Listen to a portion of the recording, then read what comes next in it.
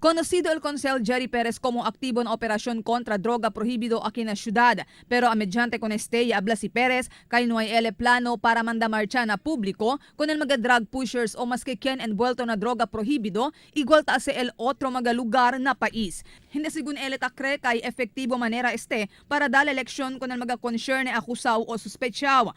Maskira sigun ele que sige na due process of law el kaso que ay planta con estos y asegura que ginda estos na kalaboso.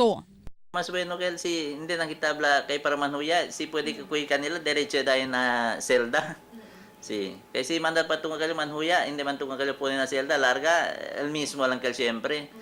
Takuhiya gani kita talarga ta na kelan siyempre si tayo na selda bira uli el mismo siyempre mas bueno kel o pwede gani asi naman nakatang parada pero pone ko kali ng kulungan. Asugun pa kun Perez, ta kontinua sila esta agresibo na kampanya kontra droga prohibido na entero syudad de Zamboanga. Alegre sigun ele kay aktibo ya también aura el kada estasyon de pulis na syudad na operasyon kontra el mencionado illegal trabajo.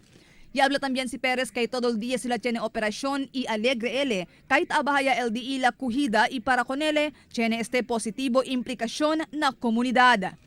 So na ta bahaya man el deton like before been rampante kat ara ta man kay tan ayudahan niya mga siyempre el mga kilo kay pirmio tan meeting din naton mga operatives din del anti-drugs ta pwede mga takilo ta bahaya ara. Admitido si Perez que hindi bastante el budget del ciudad entendido para na kampanya kontra droga prohibido. Pero hindi sigun este razón para descansa sila kundi ila kampanya. Chene man tayo sa budget estaba na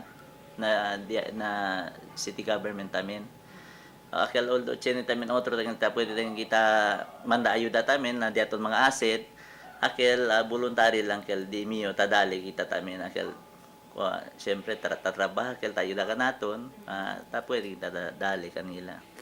Y asegura también si Perez que hay más intensifika sila kundi la pelea contra droga prohibido al sintaya el nuevo elegido presidente del país, Rodrigo Duterte. Si Perez ang chairman del Comité del Paz y Orden y del Anti-Drug na Konseho Lokal. Marifita Mayo, Dateline Zamboanga.